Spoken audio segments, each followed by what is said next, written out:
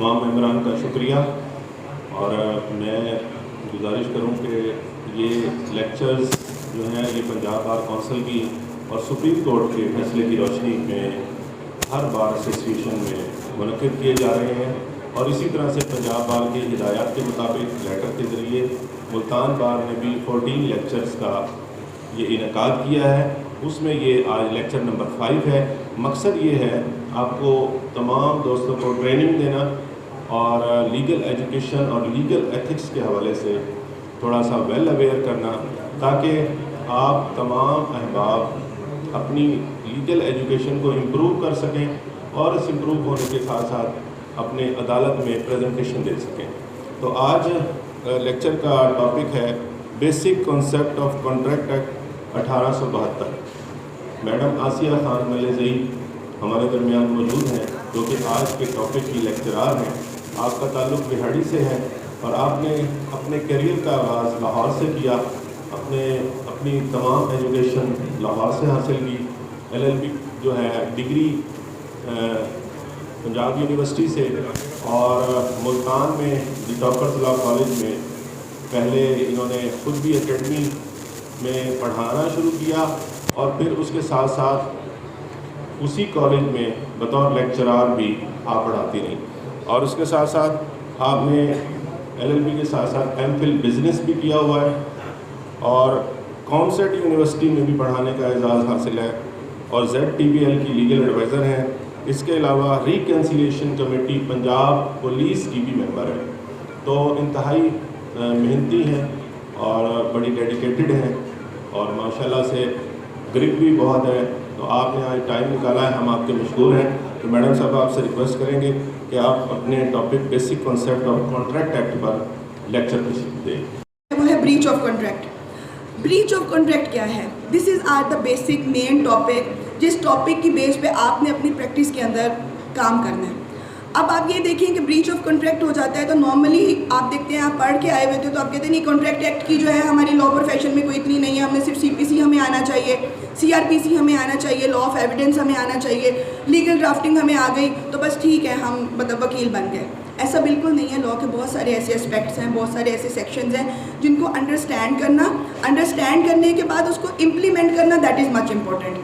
तो जो breach of contract है उसकी हमने रेमेडीज़ देखनी है। अगर बिटवीन द पार्टीज़ हम कॉन्ट्रैक्ट की डेफिनेशन को देखेंगे, हमें कॉन्ट्रैक्ट क्लियर हो जाएगा। जब कॉन्ट्रैक्ट हमें क्लियर हो जाएगा तो ब्रीच ऑफ कॉन्ट्रैक्ट का जो कंसेप्ट है वो भी हमें बहुत क्लियर हो जाएगा। तो ब्रीच ऑफ कॉन्ट्रैक्ट अगर हो जाता है, कोई अपने वादे से मुकर जाता है, कोई अपनी बात से फिर जाता है, कोई कॉन्ट्रैक्ट कोई भी डील करके बीच में ख़त्म कर देता है, तो अगर ऐसा होता है तो उसकी क्या कोई रेमेडी है? A पार्टी है, B पार्टी है, दोनों ने म्यूचुअली आपस में डिसाइड किया कि A अपना मोबाइल फ़ोन B को क्या करेगा? सेल करेगा। डील हो गई। जब टाइम आया सेल करने का तो A अपनी बात से फिर गया। A ने कहा कि नहीं, मैं तो सेल नहीं करना चाहता। तो क्या इस सूरत में कोई रेमेडीज़ हैं for the person of B? क्या B कोई रेमेडी अवेल कर सकता है? तो हमारे पास suit for the cancellation of contract हमारे पास अवेलेबल है।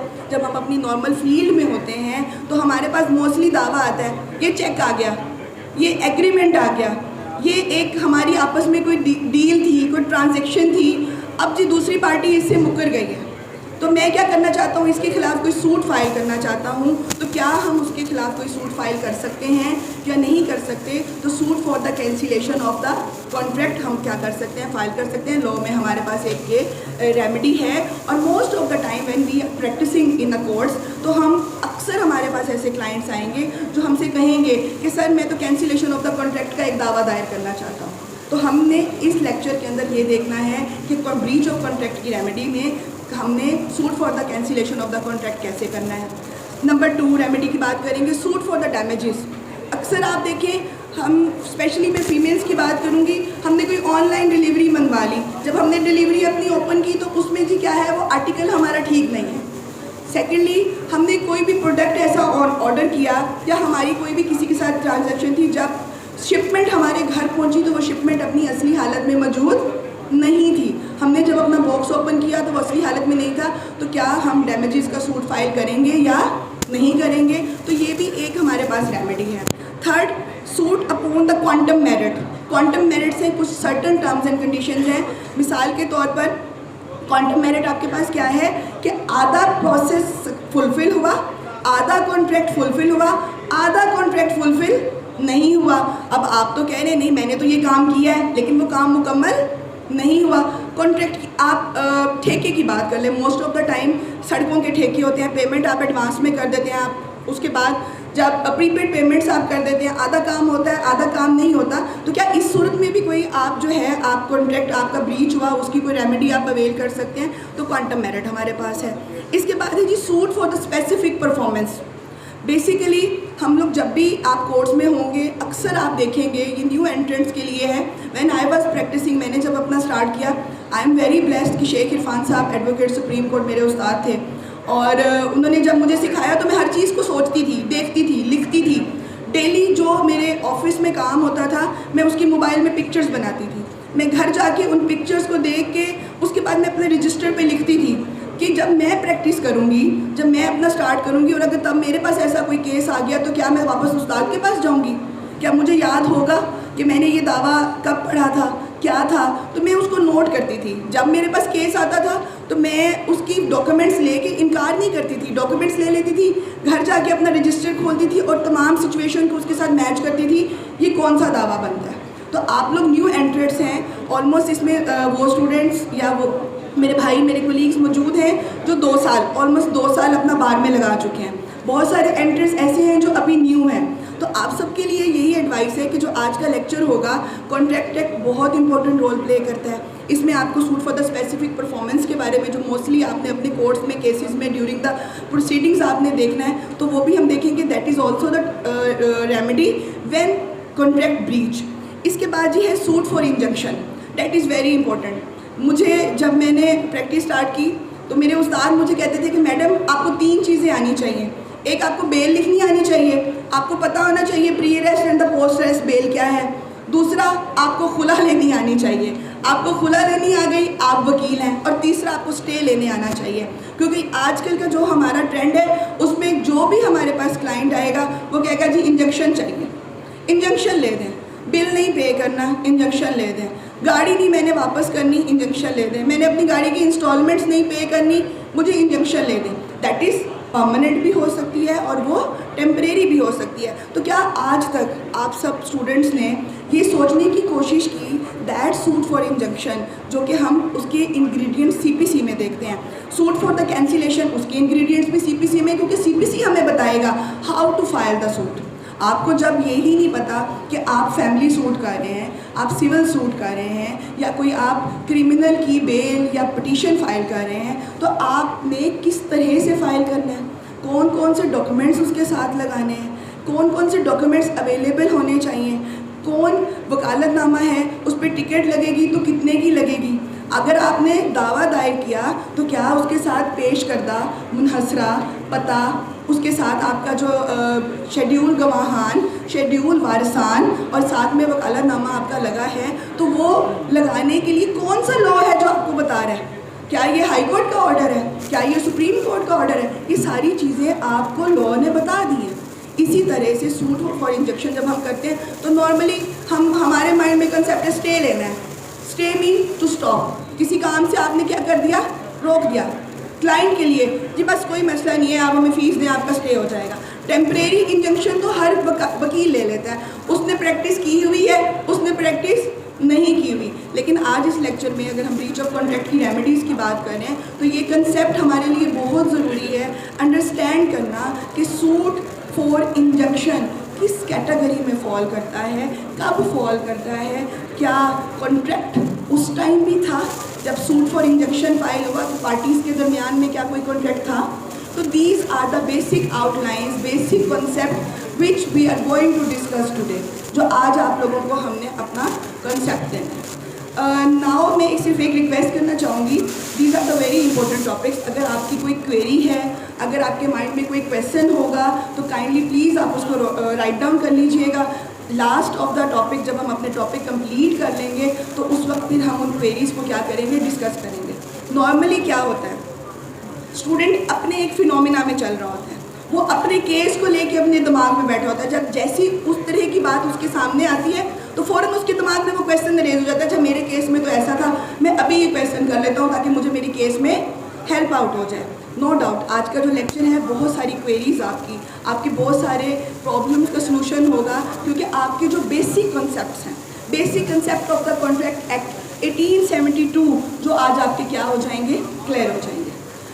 मोस्टली स्टूडेंट्स जो 5 ईयर से आए हैं या 3 ईयर से आए हुए हैं, तो उन स्टूडेंट्स के लिए मैं एक एडवाइस करना चाहूँगी, बेयर एक्ट। आपके पास बेयर एक्ट, हर लॉ का आपके पास बेयर एक्ट होना चाहिए, बिकॉज बेयर एक्ट जो है वो आपको गाइडलाइन प्रोवाइड करता है। इसकी कोई भी डॉक्यूमेंट्री होगी वो आपको सिर्फ उसका ब्रीफ बताएगी, लेकिन विदाउट नोइंग द सेक्शन, आप सेक्शन जाने बगैर, सेक्शन का आपको पता नहीं है कि कौन सा सेक्शन किसको डील करता है, आप कभी भी उस चीज़ को बेहतर तरीके से प्रूव नहीं कर सकते। So we are going to start our lecture properly topic, और जो हमारा अपना लेक्चर डिलीवर करने के जो हमारे टॉपिक हैं, जिस तरह से आज हमने 40 मिनट का जो लेक्चर है on the proposal of the BBC वो आपके साथ डिस्कस कर लिया। नाउ इट्स टाइम कि हम अपने टॉपिक को प्रॉपर तरीके से क्या करें, स्टार्ट करें। So the concept of contract act 1872, सबसे पहले ये अंडरस्टैंड करना कि ये जो कॉन्ट्रैक्ट एक्ट है ये किस साल या किस एक्ट के तहत आया। तो सबसे मेन चीज़ जो है वो है 1872।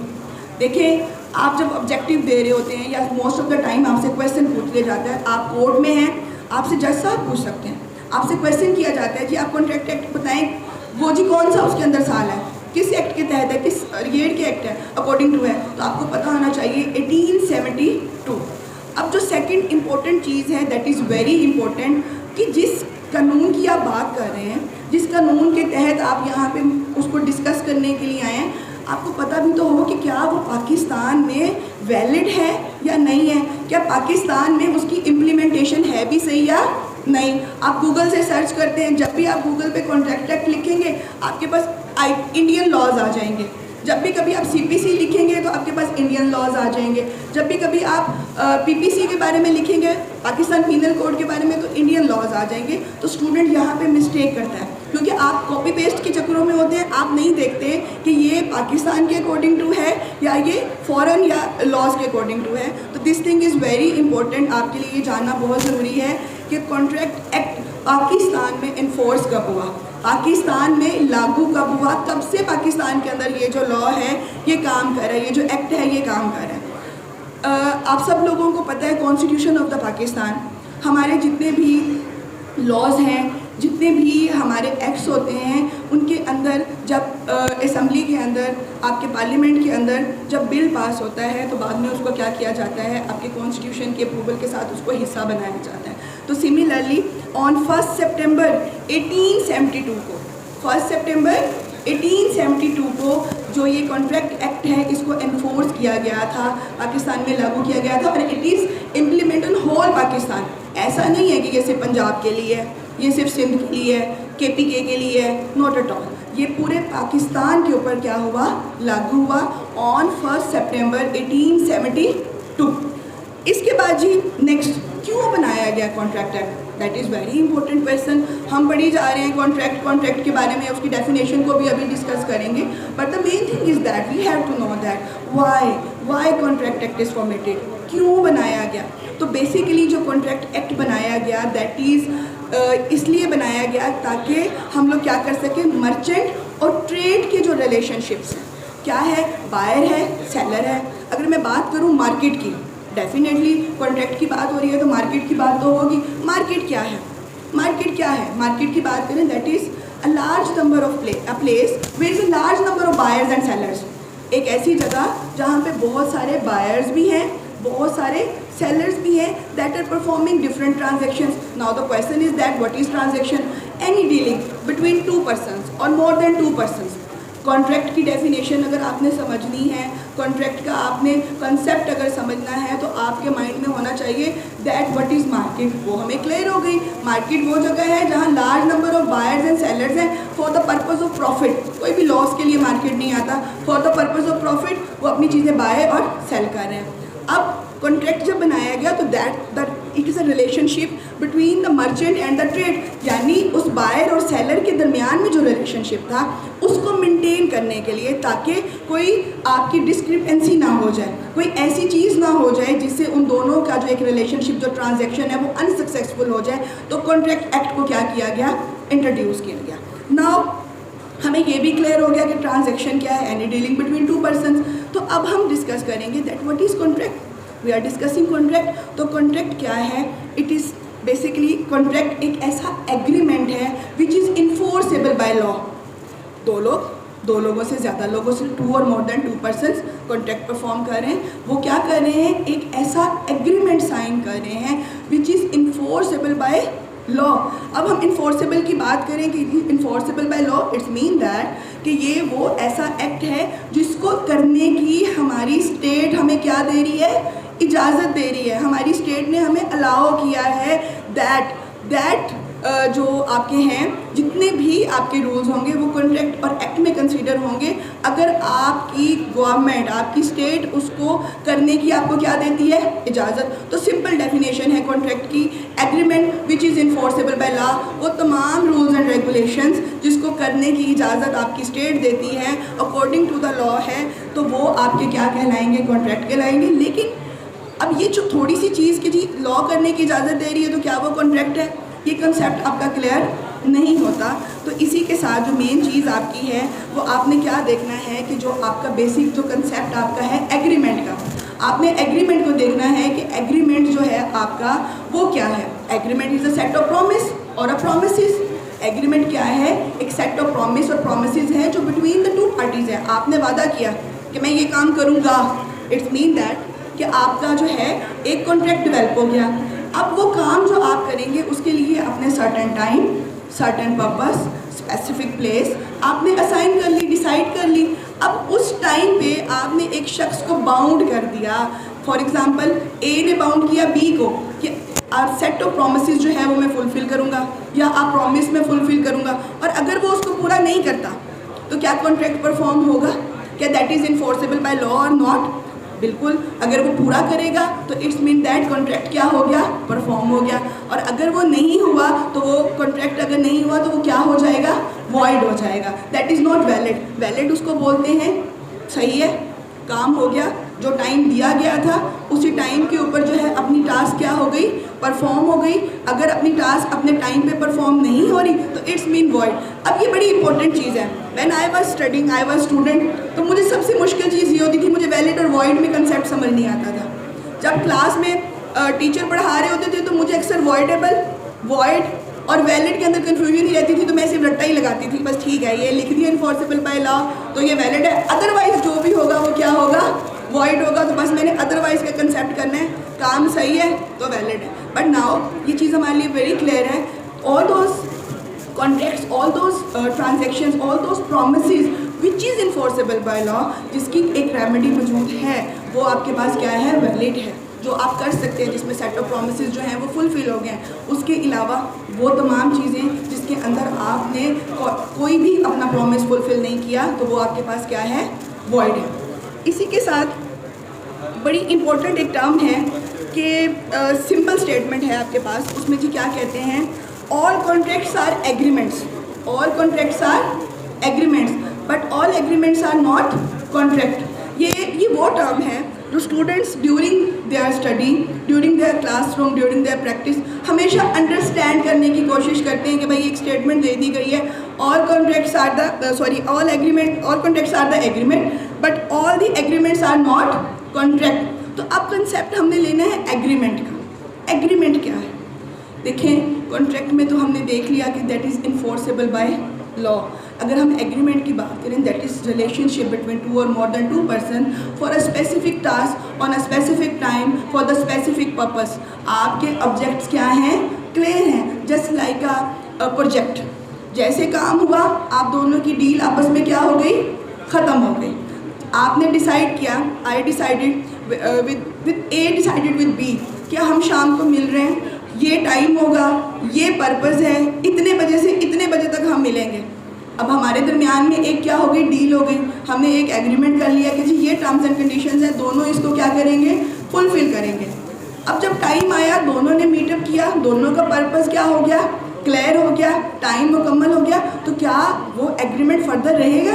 नहीं, वो जिस पर्पस के लिए था वो क्या हो गया, कंप्लीट हो गया। बट कॉन्ट्रैक्ट के अंदर क्या है, कॉन्ट्रैक्ट के अंदर एक पर्सन ने प्रॉमिस को फुलफिल करना है, वो अपना प्रॉमिस हर हाल में फुलफिल करेगा। और जो बड़े ही इंपॉर्टेंट दो इंग्रेडिएंट्स हैं, that is proposal, in other words it is called as a offer, and acceptance. A ने ये मस्ट है कि फर्स्ट पार्टी ने अपना प्रपोजल देना है, वो अपना प्रपोजल देगा, वो अपनी ऑफ़र कराएगा। अब वो ऑफ़र कोई भी हो सकती है, जैसे आपके पास कोई भी क्लाइंट आया, क्लाइंट ने आके आपसे कहा, आप नहीं जानते उस क्लाइंट को, that person is new for you, आपके पास आया, उसने आपसे आके कहा जी मैं अपना केस आपको देना चाहता हूँ। मोस्टली आप सबके साथ ऐसा होता होगा, फ़ाइल आपको दे जाते हैं, फ़ाइल देने के बाद वो आपसे आके दोबारा अपनी फ़ाइल उठा जाते हैं। फ़ीस कोई दे रहे हैं तो हम कहते हैं नहीं भाई फ़ीस एक दफ़ा आ जाए वापस नहीं होती, लेकिन इन अदर वर्ड्स हम बात करें तो आपके पास एक क्लाइंट आया, उसने आपको केस दिया, वो इट्स मीन दैट वो आपको ऑफ़र करा रहा है, वो आपको क्या कह रहे हैं, वो आपको बता रहा है कि जी ये मेरी टर्म्स एंड कंडीशंस हैं। सिमिलरली अगर हम बिजनेस ट्रांजैक्शंस की बात करें, अपने फर्दर डेली रूटीन मैटर्स की बात करें, तो आपके लिए इसमें कॉन्ट्रैक्ट में प्रपोजल दैट ऑब्लिक ऑफर और एक्सेप्टेंस का होना ज़रूरी है।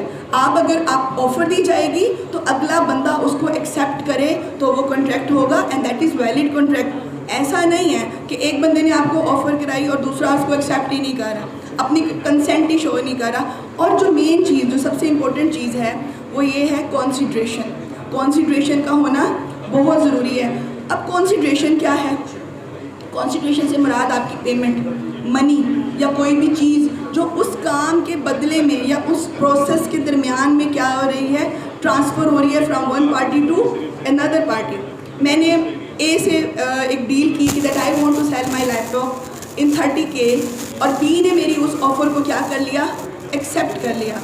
अब ए क्या कर रहा है, ए अपना लैपटॉप सेल कर रहा है, बी क्या कर रहा है, उसकी ऑफ़र को एक्सेप्ट करके वो लैपटॉप उससे ले रहा है। अब इसके बदले में, जो लैपटॉप के बदले में उसको क्या मिल रहा है, 30K मिल रहा है। तो इट्स मीन दैट वो जो 30K है ये कॉन्सिडरेशन है, जो आपकी ऑफ़र दी गई और उसने एक्सेप्टेंस करके उसके बदले में जो प्रोडक्ट ले लिया, वो आपका क्या हो गया, वो आपका प्रपोजल कंप्लीट हो गया। It's mean that you have to fulfil your promise. तो एक चीज़ दैट इज़ वेरी इंपॉर्टेंट कि आपका जब भी कॉन्ट्रैक्ट होगा तो उसमें ऑफ़र प्लस एक्सेप्टेंस का होना ज़रूरी है। अब इस ऑफ़र प्लस एक्सेप्टेंस के साथ साथ जो इम्पोर्टेंट चीज़ है वो क्या, आपने अपने माइंड में जो इंग्रेडिएंट्स हैं वो रखने हैं, दैट इज़ वेरी इंपॉर्टेंट कि सबसे पहले ऑफ़र और एक्सेप्टेंस है। ऑफ़र और एक्सेप्टेंस के बाद फ्री कंसेंट है। कंसेंट के बगैर कुछ भी पॉसिबल नहीं है। आप फोर्स नहीं कर सकते, आप किसी को प्रेशराइज नहीं कर सकते। अगर आप किसी को प्रेशराइज कर रहे हैं, फोर्स कर रहे हैं, इलीगल मीन्स को यूज़ कर रहे हैं, तो आपकी भी फ्री कंसेंट नहीं है। आप फ्री कंसेंट के ज़िम्मे से बाहर निकल जाएंगे, और उसके लिए हमारे पास लॉ में, कॉन्ट्रैक्ट एक्ट के अंदर स्पेसिफिक सेक्शंस मौजूद हैं कि जब आपको फोर्सफुली कोई काम करने के लिए कहा जाता है तो उसमें कौन कौन सी चीज़ें जो हैं वो कंसीडर होती हैं। इसके बाद जो है, जो मेन जो लास्ट इंग्रेडिएंट है कॉन्ट्रैक्ट का, वो है consideration. That is very important कि आपकी ऑफ़र हो गई, एक्सेप्टेंस हो गई, एक्सेप्टेंस के बाद आपकी फ्री कंसेंट आ गई, आपकी विलिंगनेस होगी, आप ये काम करना चाहते हैं, आप ये काम नहीं करना चाहते। तो मेन थिंग इज़ दैट अब मुफ्त में तो नहीं किसी का काम करेंगे ना क्लाइंट, और अगर हम बात करें कौंसल की तो डेफिनेटली उसके दरमियान में आपका फ़ीस मैटर करती है, ठीक है। इसी के साथ जो है आपके पास, आपने ये चीज़ देखनी है कि आप क्या क्या चीज़ें हैं जो आप फॉलो कर रहे हैं, तो वो जो आपकी अमाउंट है, वो जो आपकी पेमेंट है, जो आपका रिवार्ड है, वो आपका क्या कहलाएगा, कॉन्सिडरेशन कहलाएगा। इसके साथ जो नेक्स्ट हम इसमें जो बड़ी इंपॉर्टेंट चीज़ है जो हम इसको डिस्कस करेंगे, वो आ जाती है बात आपके कॉन्ट्रैक्ट की। इसकी लास्ट है, चलिए ठीक है। अच्छा, जो लास्ट मेन इसमें चीज़ है कि ब्रीच ऑफ कॉन्ट्रैक्ट क्या है, सॉरी जो है मिस्टेक, फ्रॉड, रिप्रेजेंटेशन, और इसकी हम बात करेंगे। अगर हम बात करें मिस्टेक की, मिसरिप्रेजेंटेशन की और फ्रॉड की बात करें तो ये बड़े इंपॉर्टेंट है। अनड्यू इन्फ्लुएंस की बात करें, कोहेजन की बात करें, तो ये बहुत इंपॉर्टेंट फैक्टर्स हैं जो कंसेंट को, फ्री कंसेंट को आपको चेंज कर देते हैं, उसकी डायरेक्शन को चेंज कर देते हैं। देखिए, आप जब भी कभी कोई कॉन्ट्रैक्ट परफॉर्म करेंगे तो आपको ये नहीं कर सकते, आप किसी को फोर्स नहीं कर सकते, थ्रेट नहीं कर सकते। ये बड़ा इंपॉर्टेंट फैक्टर है। जब भी कोई आपके पास आए, कोई भी क्लाइंट आपके पास आए और वो आपसे आके कहे कि मैंने तो ये काम नहीं किया लेकिन मुझसे फोर्सफुली करवाया गया था। मीनवाइल आप देखते हैं कोर्ट्स में, आप देखते हैं आप लोग कोर्ट्स में देखते हैं कि बहुत सारी फीमेल्स आती हैं और आके एक स्टेटमेंट देती हैं, नहीं मैंने ये बयान नहीं दिया, ये तो मुझे ज़बरदस्ती मेरे से ये बयान दिलवाया गया था। पहले वो एक्सेप्ट कर लेती हैं, बाद में वो वही अपनी स्टेटमेंट क्या कर देती हैं, चेंज कर देती हैं।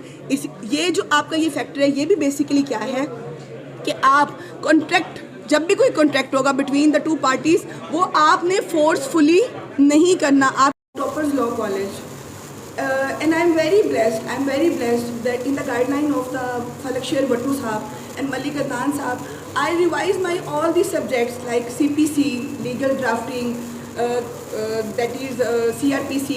और मेरे लिए ये बड़ी फ़ख्र की बात है कि मुझे एक अपॉर्चुनिटी मिली मलिक अदनान साहब से पढ़ने की। नेक्स्ट लेक्चर जो भी होगा उसमें मलिक अदनान साहब आपको CPC पढ़ाएंगे। और ऑन दैट टाइम ये जस्ट मैं आपको अप्रिशिएट करने के लिए कह रही हूँ कि मैं लाहौर में अपनी CSS की क्लासेस ले रही होती थी, मलिक अदनान साहब का CPC का लेक्चर होता था, मैं फ़्लाइट लेती थी, मैं मुल्तान पहुंचती थी, मैं सर की क्लास अटेंड करती थी, अगेन मैं फ़्लाइट लेती थी, मैं वापस लाहौर जाती थी, मैं अपनी CSS की क्लास लेती थी। और वो टाइम मेरी लाइफ का वो स्ट्रगलिंग टाइम था जिस टाइम में मैंने अपने आप को बूस्ट किया, और वो टाइम मेरे लाइफ का इतना सक्सेसफुल टाइम है कि आज मैं इस कचहरी में सबका 7 साल से कॉन्टीन्यूसली प्रैक्टिस कर रही हूँ। उससे पहले मैं लाहौर प्रैक्टिस कर रही थी, और इन 7 सालों में मैंने अपने आप को हाई कोर्ट बार एसोसिएशन में मेरे 15 केसेस जो है वो रिपोर्ट हुए।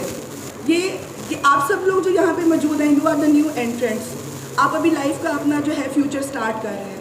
आप लोगों के लिए ये बातें बहुत ज़रूरी हैं क्योंकि आपने अपनी लाइफ में वो गोल्स अचीव करने हैं जहाँ तक हम पहुँचे हैं।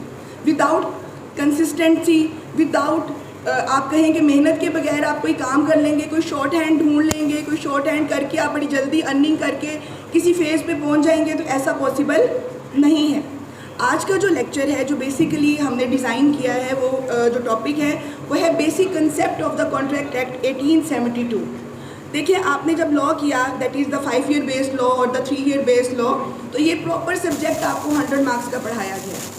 इसी के साथ वो स्टूडेंट जो अपने आप को जुडिशरी एग्ज़ाम्स के लिए प्रिपेयर कर रहे हैं, उनके लिए फर्स्ट सेक्शन टू 30 सेक्शन तक कॉन्ट्रैक्ट एक्ट बहुत इंपॉर्टेंट है, क्योंकि मोस्ट ऑफ द क्वेश्चन जो है फर्स्ट सेक्शन टू 30 सेक्शन के दरमियान में पूछे जाते हैं।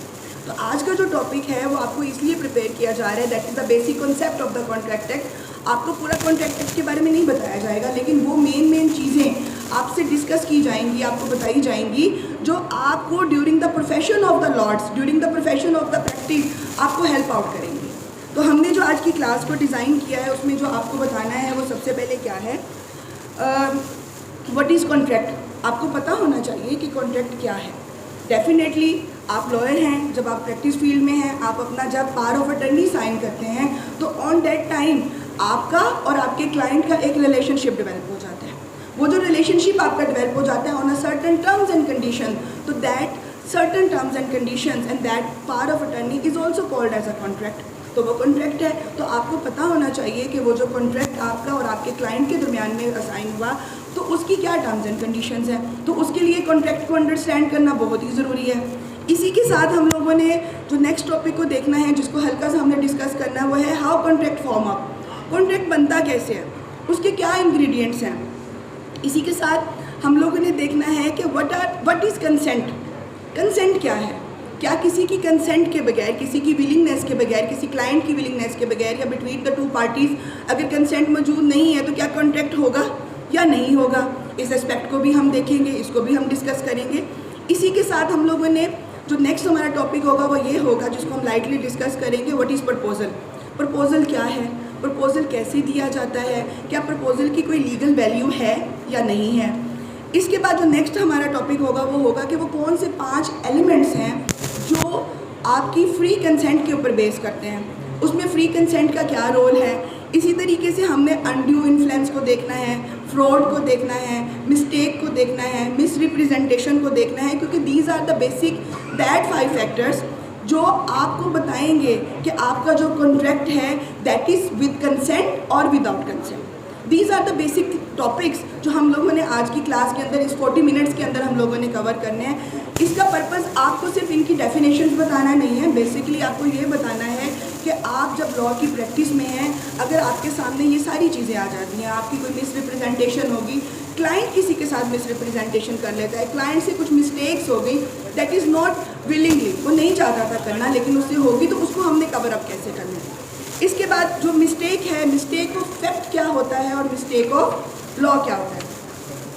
इसके बाद जो मेन चीज़ जो हम अपनी प्रैक्टिस में काइंडली प्लीज़ ये द लास्ट वन, थोड़ा प्लीज़ तवज्जो के